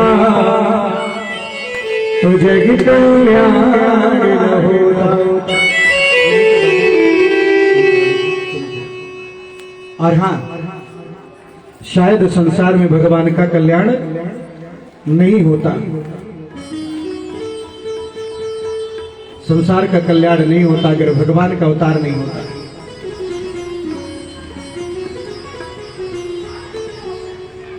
तो मानो नारद जी को सबसे पहले सनत कुमारों ने 7 दिन की कथा सुनाई थी, और बड़ी ही दिव्य कथा। कहते नारद जी महाराज एक बार पृथ्वी में जब भ्रमण कर रहे थे, तो भ्रमण करते हुए उन्होंने संसार में देखा कि बहुत से लोग दुखी हैं, कुछ लोग तन से, कुछ लोग मन से, कुछ लोग धन से। और घूमते घूमते आज वृंदावन पहुंचे, और वृंदावन में एक दृश्य देखा कि जहां पर एक देवी रो रही हैं, उनके चारों तरफ सैकड़ों दासियां हैं, और मानो उनके पास में 2 वृद्ध पुरुष लेटे हुए हैं। एक का नाम ज्ञान है तो दूसरे का वैराग्य। लेकिन मूर्छित हैं। नारद जी देखते हैं, देख करके चलने लगे। उस मैया ने कहा, अरे संत महाराज थोड़ा 1 मिनट रुकिए। और जैसे महात्मा जी रुकते हैं, नारद जी से कहते हैं कि मैं मां हूं और ये मेरे दोनों बेटे हैं, थोड़ा इनको कम करिए। और किसी मां के सामने किसी के बच्चे बूढ़े हो जाएं तो बिल्कुल शोभा नहीं देता, कितनी तकलीफ होती है। और आज मानो जैसे निवेदन किया, उनकी आंखों से सुधारा बहने लगी। नारद जी ने पूछा, देवी आपका नाम क्या है, आप कौन हैं? बोले मेरा नाम भक्ति है। बोले देवी मैंने तो सुना है कि जिस घर में, जिस हृदय में भक्ति हो जाए वहां पर साक्षात भगवान विराजमान हो जाते हैं। लेकिन भक्ति के जीवन में भी ये तकलीफ, भक्ति ने कहा कि मैं भी हर जगह वृद्ध हो चुकी थी, लेकिन वृंदावन के संयोग से मैं तरुण हो गई, युवा हो गई। और हां, आज मानो भक्ति माता कहती मेरे जो पुत्र हैं ये आज भी वृद्ध पड़े हैं। नारद जी ने संकल्प लिया इनकी वृद्धावस्था को मैं दूर करूंगा। प्रयत्न करते हैं, और कैसा प्रयत्न करते हैं? उनके कान में वेद और वेदांत का ज्ञान देते हैं, और जब तक ज्ञान देते हैं तब तक मानो वो उठने लगते हैं, चेतना आने लगती है, और जैसी ज्ञान बंद वैसे ही मूर्छित हो जाते हैं। नारद जी सोच में पड़ गए, आखिर ये तकलीफ कैसे हो गई। और उसी क्षण मानो जब चिंताग्रस्त हो जाते हैं, आकाशवाणी ने कहा सत्कर्माणि कृते तस्मिन् सनिद्रा वृद्धता नहीं हो। अरे नारद, आपको सत्कर्म करना पड़ेगा, और जब तक सत्कर्म नहीं करेंगे तब तक इनकी निद्रा नहीं जाएगी। हाँ, आज नारद जी मन में विचार करने लगे सत्कर्म कहां मिलता है, कौन से सत्कर्म की बात कर रहे हैं। पृथ्वी में चारों तरफ घूमा भ्रमण किया, लेकिन कोई भी उस सत्कर्म के विषय में नहीं बताया। और घूमते घूमते आज पहुंचते हैं बद्रीनाथ धाम, और जैसे बद्रीनाथ धाम पर पहुंचे तो वहां पर आज मानो भेंट हो जाती है किनसे? मेरे सनत कुमारों से। और सनत कुमारों ने जैसे नारद जी के चेहरे को देखा, बोल दिया आप बड़े दुखी दिख रहे हैं, क्या कारण है? क्योंकि चेहरा सब कुछ बता देता है, कौन सुखी है कौन दुखी है। और जब नारद जी से पूछा तो नारद जी ने सारी कथा बता दी। नारद जी से बोल पड़ी, उसके लिए तो सबसे सुंदर उपाय है। बोले कौन सा? बोले उसके लिए उपाय है श्रीमद् भागवत की कथा सुनना। दुनिया का बोले यही सबसे बड़ा सत्कर्म है, और जिस सत्कर्म को करने के बाद बोले तुम्हारा कल्याण होगा, और ज्ञान वैराग्य का जो बुढ़ापा है वो दूर होगा। और जैसी ये बात कही, आज नारद जी को थोड़ा संदेह हो गया, शंका हो गई। हाँ, बोले जिनका कल्याण वेद से नहीं हुआ, वेदांत से नहीं हुआ, उनका श्रीमद् भागवत कथा से कैसे होगा? एक बात ध्यान दीजिएगा। आज नारद जी से कहा ये बताओ, ये जो श्रीमद् भागवत है ना, वेद रूपी वृक्ष का पका हुआ फल है।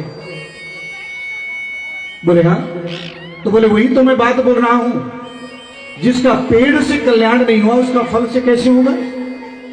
क्योंकि पेड़ से ही तो फल लगते हैं। तो नारद जी से सनत कुमारों ने पूछा ये बताओ स्वाद किस में होता है, पेड़ में होता है कि फल में? आम का फल है, पका हुआ फल है, उसमें स्वाद होता है कि पेड़ में, कि लकड़ियों में, पत्तियों में? बोले वो तो आम के फल में स्वाद होता है। बोले अगर लकड़ियों में, पत्तियों में स्वाद आ जाए ना, तो लोग बागों को लकड़ी और पत्तियों की भी निगरानी करनी पड़े। बोले जैसे बोले स्वाद फल में होता है ना, तो उसी प्रकार कल्याण भी बोले श्रीमद् भागवत से ही होगा। अरे मालूम है, दूध से ही घी निकलता है कि नहीं? लेकिन जो काम दूध से होगा वो दूध से होगा, जो काम घी से होगा वो घी से होगा। विचार करिए, आप देसी घी की पूड़ियां निकाल रहे हैं, तल रहे हैं, और देसी घी खत्म हो जाए, और कोई आके ज्ञानी बोलने लगी कि काम करो ना, ये दूध से तो घी निकलता है, दूध डाल के निकाल लो, पूड़ियां छान लो, निकल आएंगे? निकलेंगी? नहीं निकलेंगी ना। उसी प्रकार क्योंकि दूध का काम दूध अपना करेगा, खीर बनाना है दूध से बन जाएगी, लेकिन भैया पूड़ियां छानना है तो घी की जरूरत पड़ेगी। तो उसी प्रकार परमात्मा जो है घी की तरह है, जैसे पूरी छानने के लिए घी की जरूरत है, उसी प्रकार भगवान जो है कण कण में विराजमान है, और जब परमात्मा की श्रीमद् भागवत की कथा सुनेंगे तो श्रीमद् भागवत तो दूध से निकला हुआ घी के समान है जो कल्याण कर देगा। बोलो जय श्री राधे। जय श्री राधे। एक बात ध्यान दीजिएगा, एक बार अकबर बादशाह बीरबल से पूछा था कि हमने सुना है कि तुम बोलते हो भगवान भगवान भगवान है, तुम्हारे भगवान रहते कहाँ हैं, दिखा दो। बीरबल ने कहा हमारे तो संत महात्मा कहते हैं कि भगवान तो कण कण में रहते हैं। बोले कहाँ रहते हैं, दिखा दो, किस पत्थर में, किस में। बीरबल से ऐसे अटपटे प्रश्न कर दिए। तो बीरबल से जब अटपटे प्रश्न किया, बीरबल ने कहा समय आने पर बता दूंगा। बोलो जय श्री राधे। जय श्री राधे। बीरबल बहुत ही बुद्धिमान थे, हैं?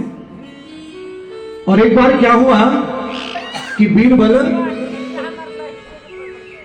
राजा से बोले कि राजन, मुझे आज दूध पीने की बड़ी इच्छा है, बड़ी दूध पीना। बोले हाँ, तो दूध मंगा दिया। और जब दूध मंगा दिया, पका हुआ दूध, बीरबल अपने स्थान पर बैठे कटोरा में लेकर के और उसमें उंगलियां घुमा रहे हैं। उंगली घुमाते घुमाते काफी देर होगी। बोले क्या कर रहे हो, तुम तो बोल रहे हो दूध पीने की बड़ी इच्छा है और दूध ही नहीं पी रहे हो। बोले मैं ये सोचता हूं कि ये जो दूध है, इस दूध में ही कहीं ना कहीं घी होगा। बोलो जैसे राधे, क्योंकि दूध से घी निकलता है ना। बोले हाँ, दूध से ही घी निकलता है। लेकिन बीरबल, तुम्हें दूध से ऐसे थोड़ी घी मिल जाएगा, अरे उसके लिए बहुत बड़ी क्रिया करनी पड़ती। बोले कैसी। बोले पहले दूध को जमाना पड़ेगा, दही बनेगा, फिर दही को मथा जाएगा तो मक्खन निकलेगा। बोले हाँ। और बोले मक्खन को गर्म किया जाएगा और जब गर्म होगा तब घी निकलेगा। बोले हाँ। तो बोले राजन, आपने जो आज से 4-5 दिन पहले प्रश्न किया था उसका उत्तर है। भगवान कोई गली के ऐसे वैसे थोड़ी है कि कहीं भी मिल जाए। अरे भगवान के लिए नियम की जरूरत है। बोलो जैसे राधे। जय श्री राधे। भगवान को ढूंढने के लिए, भगवान को पाने के लिए नियम की जरूरत है। और भगवान को जिस प्रकार मक्खन आंच में तपता है, उस प्रकार तपने की जरूरत है, तब वो घी मिलता है, तभी भगवान की प्राप्ति होती। बोलो जैसे राधे। ऐसे थोड़ी मिलेंगे भगवान। जिस प्रकार दूध के हर कण कण में घी है, उसी प्रकार ब्रह्मांड के हर कोने में, हर जगह पर मेरा परमात्मा विराजमान है। ढूंढने की जरूरत है। जिस प्रकार हम घी निकालते हैं, उस प्रकार परमात्मा को प्राप्त करने के लिए तपस्या और ज्ञान और मान भक्ति की जरूरत है। बोलो जैसे राधे। भक्ति रूपी जब मथानी से मथना प्रारंभ करेंगे, इस सागर रूपी दही को, इस संसार रूपी दही को, इस जीवन रूपी दही को, तो निश्चित रूप से उससे मेरे भगवान पहले मक्खन के रूप में निकलेंगे और इसके बाद जब तपोगे भक्ति के सूत्र में बंद करके, तो ही परमात्मा की प्राप्ति होगी। एकदम शाश्वत सत्य है। और जैसे ज्ञान दिया, आज नारद जी ने कहा मुझे भागवत की कथा सुननी। भागवत की कथा सुननी। बोले कहां पे सुनाओगे। बोले काम करो, हरिद्वार के पास आ जाओ, आनंद नाम का घाट है, वहीं पर सुनाते हैं। बीच में है, बद्रीनाथ जाओगे आप वृंदावन से तो हरिद्वार पड़ेगा, वहां से वृंदावन आओगे तो बीच में हरिद्वार पड़ेगा। और एक बात और बता दें, अगले साल जून के महीने में, ध्यान दीजिएगा, जून या मई में, भैया थोड़ा समझ या तो थोड़ा आराम से, जून और मई के महीने में आप सभी लोग जो जाना चाहेंगे, जिस प्रकार अगर जो नैमिषारण्य जाना चाहते हैं भगवान की कथा सुनने, चल सकते हैं। अगले साल जून या मई के महीने में हमारी कथा हरिद्वार में होगी। बोलो जैसे राधे। अभी से तय है। दिसंबर में द्वारिकाधीश और जून के महीने में, जून या मई के महीने में हरिद्वार में होगी। और वहीं से सभी को बद्रीनाथ का भी दर्शन कराया जाएगा भागवत के साथ। बड़ी सुंदर दिव्य कथा का आयोजन होगा। हमारे तो हर वर्ष किसी ना किसी तीर्थ में भगवान की कथा होती है। ये 2 साल भर नहीं हुई कोरोना की वजह से। और यहाँ से झिंगाबाई टाकली से तो सभी लोग जाते हैं। यहाँ तो जितने श्रोता बैठे होंगे मेरे ख्याल से 50% तो पहचानते होंगे, 60%। बोलो जैसे राधे हमको, क्योंकि इस एरिया में हर साल कथा होती है और हमारा यहाँ पर ऑफिस भी है। सभी मिलते ही हैं। तो जानते हैं आज मानो संत महात्मा कह रहे हैं, नारद जी महाराज आनंद नामक घाट हरिद्वार में जैसी भगवान की कथा सुनना प्रारंभ करते हैं और भगवान की कथा जैसी ही प्रारंभ होती है, सुखदेव जी महाराज राजा परीक्षित से कहते हैं, राजन आज मानो उसी क्षण एक शब्द निकला भागवत का कि वहां पर ज्ञान और वैराग्य दोनों प्रकट हो जाते हैं। माता भक्ति के साथ नृत्य करने लगते हैं, बोलो जैसे राधे। और जैसी मानव भक्ति माता के साथ नृत्य करने लगी, ये दृश्य संत महात्माओं ने देखा, बड़ा विलक्षण दृश्य है कि भक्ति सुतो तो तरुणो गृहीत्वा प्रेमी के रूपा सहसा विरासी श्री कृष्ण गोविंद हरे मुरारी नाथे नामा निमुह बदंती। भक्ति सुतो तो तरुणो गृहीत्वा प्रेमैक रूपा सहसा विरासित। आज मानो भगवान की सुंदर दिव्य कथा में भक्ति सहित भक्ति माता स्वयं ज्ञान और वैराग्य के साथ नृत्य करने लगती है। और जैसे ये दृश्य देखा कि जो व्यक्ति वेद और वेदांत के पाठ से भी अपने स्थान से उठ नहीं पा रहे थे, वो भगवान की एक शब्द मात्र कथा से ही नृत्य करने लगे। भगवान की कथा कितनी महान है और कितनी कृपा बरसाने वाली है। जो मूर्छित व्यक्ति को भी जागृत कर दे वही श्रीमद् भागवत कथा है।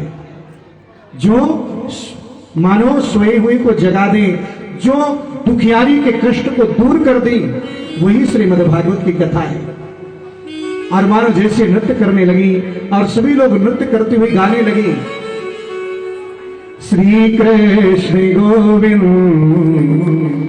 हरे मुरारी हे नाथ नारायण वासुदेवा।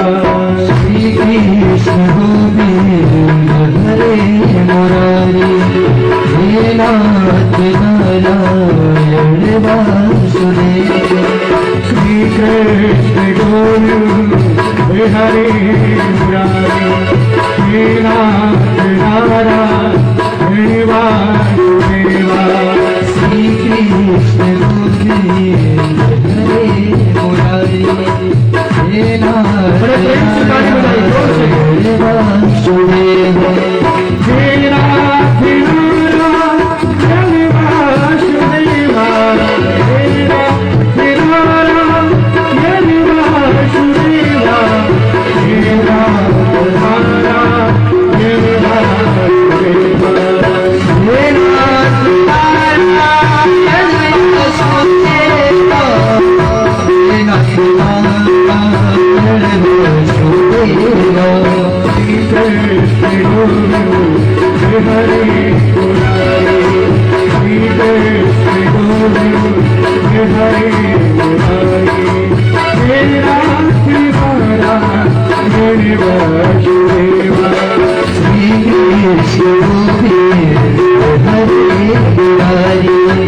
हे नाथ नारायण वासुदेवा, हे नाथ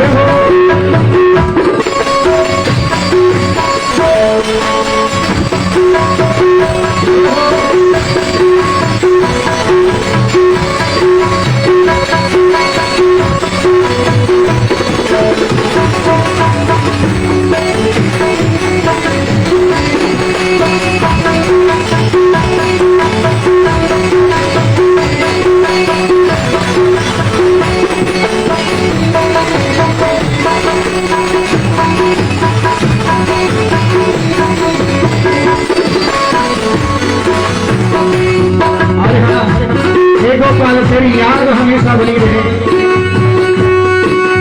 माता यशोदा तेरी को जावे, माता यशोदा तेरी को जावे, आजो उठो मन में खोरो, चारो मोहन में खोरो, मारे खड़े भाग बुला रहे, मारे खड़े भाग बुला रहे, नाथ नारा तेरी बात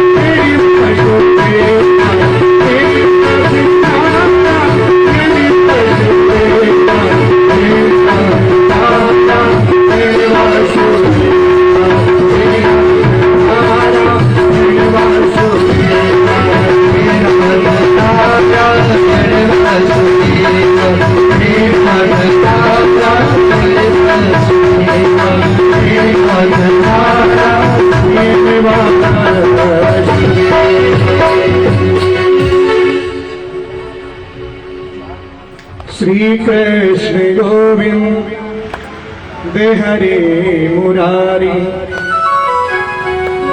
हे नाथ नारायण वासुदेवा। हर मानो हे गोविंद हे गोपाल, आज भगवान का जब स्मरण किया, मेरे गोविंद की कथा चल रही थी, और जब कथा चल रही थी तो वहां प्रश्न हुआ कि भगवान की कथा किन किन को पवित्र करती है, कैसे कैसे लोगों की भगवान की कथा जो है पवित्र करती है। के विशुद्ध्यन्ति वदन्तु मह्यम सप्ताह यज्ञेन कथा महीना, किन किन लोगों को पवित्र करती है?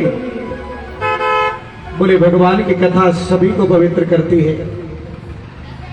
अरे जिसने जीवन भर पाप किया वो भी भगवान की जब कथा श्रवण कर लेता है, निश्चित रूप से उसका कल्याण होता है। ये मानवाः पाप कृतस्तु सर्वदा सदा दुराचार रता विमार्गगा, क्रोधाग्निदग्धाः कुटिलाश्च कामिनः सप्ताह यज्ञेन कलौ पुनन्ति ते।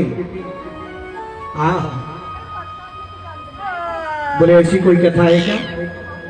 कहते हैं पुराने समय में तुंगभद्रा नदी के किनारे एक ब्राह्मण देवता थे, और जिस ब्राह्मण का नाम था आत्मदेव, जिसके पहले बहुत दिनों तक कोई संतान नहीं हुई, और जब संतान नहीं हुई तो थोड़ा दुखी हुआ। बोले दुखी क्यों हुआ? बोले पड़ोसी अच्छे से नहीं जीने दे रहे थे, बोले जैसे डाले। एक बात ध्यान दीजिएगा,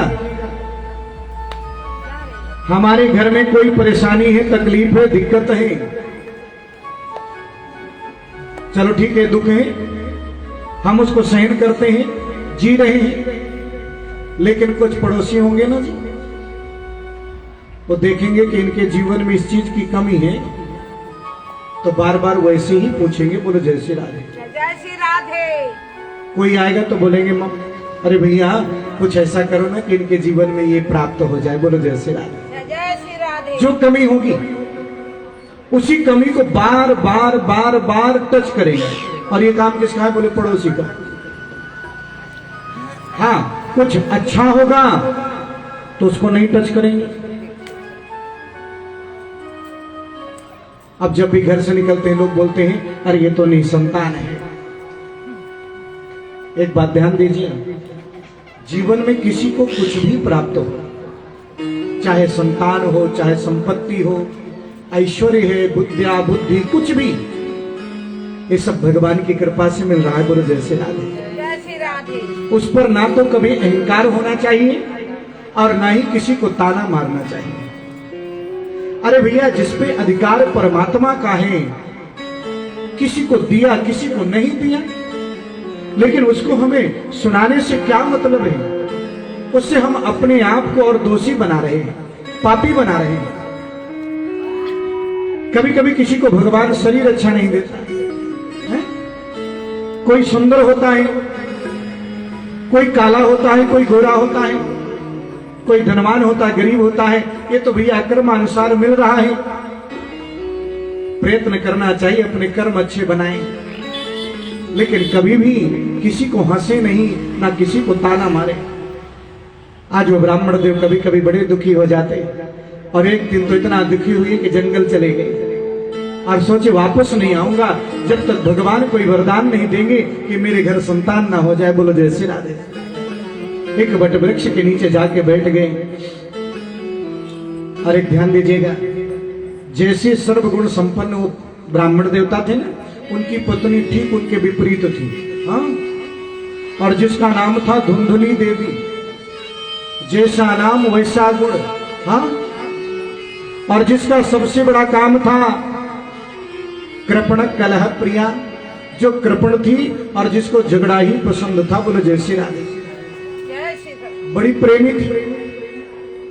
तो मानो आज उसके जब पति जाते हैं जंगल में, जाके बैठ गए एक बट वृक्ष के नीचे, वहां से एक महात्मा जा रहे थे, और महात्मा जी ने जब देखा कोई उदास ब्राह्मण बैठा है, क्योंकि चेहरा सब बता देता है, पूछा कैसे बैठे हो, सारी घटना बता दी। बोले मुझे संतान चाहिए। संत ने समझाया, बोले संतान तुम भगवान को मान लो, गोविंद को मान लो, कन्हैया को मान लो, शायद तुम्हारे भाग में नहीं लिखी रही, नहीं मिली, और शायद कृष्ण को संतान मांग लोगे तो ज्यादा अच्छा रहेगा। क्यों? क्योंकि हो सकता है जो पुत्र हो कुपुत्र हो जाए, घर से ही निकाल दे। आजकल तो ऐसा जमाना आ गया है जी, एक बेटा है, लोग बात बोलते हैं ना, एक ही बेटा हो, एक ही बेटा हो, बाकी कुछ नहीं, एक ही संतान हो। एक ही संतान होती है, वो भी कभी कभी घर से निकाल देती, बोलो जय श्री राधे। पिता पुत्र में बंटवारे हो रहे हैं आज कलयुग में, हैं? पहले भाइयों भाइयों में होते थे, आज पिता पुत्र में हो रहे हैं। ये कलयुग का प्रभाव है। और हाँ, सुत जी महाराज मानो सौनकादिक ऋषियों से कहते हैं, जैसे ही आज ब्राह्मण देवता को समझाया, तो कभी कभी व्यक्ति के मन में इतनी आकांक्षाएं होती हैं, कभी कभी मन में इतनी इच्छाएं होती हैं कि व्यक्ति जो है मानो उन आकांक्षाओं में इतना बंध जाता है कि उसको अच्छी बात भी बुरी लगती है। बोले किसी संत के पास जाओ, ब्राह्मण के पास जाओ, तो सब यही बोलते हैं।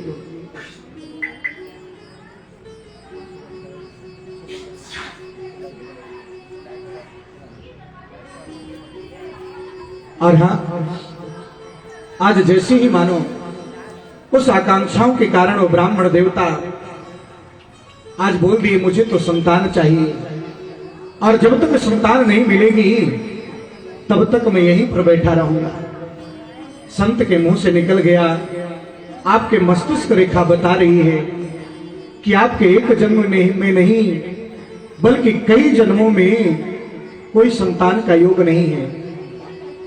अब तो भैया ब्राह्मण देवता मन में विचार करने लगे, जो संत इतना समझ सकता है वो संतान भी दे सकता है।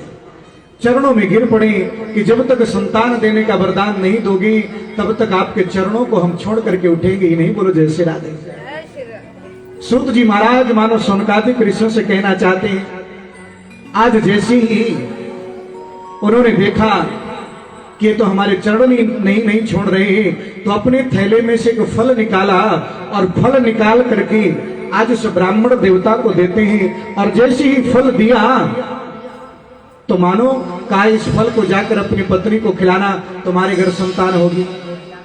लेकिन पत्नी ने सोचा कि इस फल को अगर मैं खाऊंगी 9 महीने तक बच्चा गर्भ में रहेगा, कोई भी काम नहीं कर पाऊंगी। तो परीक्षा के लिए उस फल को गैया को खिला दिया और झूठी ही कुछ महीनों बाद बोल दिया अपने पति से, बोले मैं तो गर्भवती हूं। और जैसी ये बात कही, आज ब्राह्मण देवता बड़े प्रसन्न हो जाते हैं। और हाँ, ब्राह्मण देवता से वो ब्राह्मणी बोलती है कि आप तीर्थ यात्रा करके आओ, जिससे भगवान ये जो बच्चा जन्म ले तो यानी मानो भगवान का भक्त रूप से जन्म ले। सूत जी महाराज सौनकादिक ऋषियों को मानो कहना चाहते हैं, उसी क्षण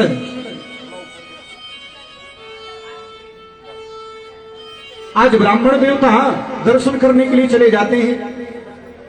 और जैसे दर्शन करने के बाद वापस आते हैं, कई महीने बाद 1 वर्ष हो जाते हैं, उसने अपनी बहन का ही बेटा गोद ले लेती है। और जैसे उसने अपनी बहन के बेटे को गोद लिया, गोद लेने के बाद आज वापस जब ब्राह्मण देवता आते हैं तो देखते क्या है कि मानो मेरे घर संतान हुई, तो बड़े खुश हो जाते हैं। और जैसे खुश हुए, आनंदित हुए, मन में विचार करते हैं, भगवान ने मुझे इतने सालों बाद संतान दिया है, अपने बेटे का नामकरण कर देता हूं। और जब नामकरण करने के लिए बैठते हैं तो मानो कहना चाहते हैं, इनका नाम तो मैं परमात्मा देव नाम रखूंगा। और जैसी ये बात कही तो धुंधली बोली कि 9 महीने गर्भ में मैंने रखा और नाम तुम अपने नाम के साथ जोड़ोगे? अरे मेरा नाम धुंधली है तो इसका नाम धुंधकारी होगा। और अपने बेटे का नाम धुंधकारी रख दिया नाम। एक बात ध्यान दीजिए, आजकल लोग बाग अपने बच्चों का नाम भी ऐसा रखते हैं कि जिस नाम का कोई मतलब नहीं होता। अरे अपने बच्चों का नाम ऐसा रखें जो भगवान के नाम से रखें, कम से कम उनको बुलाएंगे तो बार बार भगवान का नाम तो निकलेगा। लेकिन अगर नहीं कोई ऐसा अटपटा नाम रख देंगे, गलत नाम रख देंगे तो वही बार बार मुख से निकलेगा। और हाँ, सत्व प्रधानानी नामानी, धुंधकारी नाम पड़ा। और वही धुंधकारी का ये जो पुल के पास जो ये बांस गड़ा है ना 7 गांठ का, ध्यान दीजिए, ये हमारे पितृ देवताओं के निमित्त ये बांस होता है। बोलो जय श्री राधे। जो काला काला गड़ा है, कहते हैं धुंधकारी ने जब बहुत बड़ा पापी बन गया था, जिसके कारण पिता ने भी अपना शरीर त्याग दिया, मां ने भी अपना शरीर त्याग दिया, और जो गौ के गर्भ से जो बालक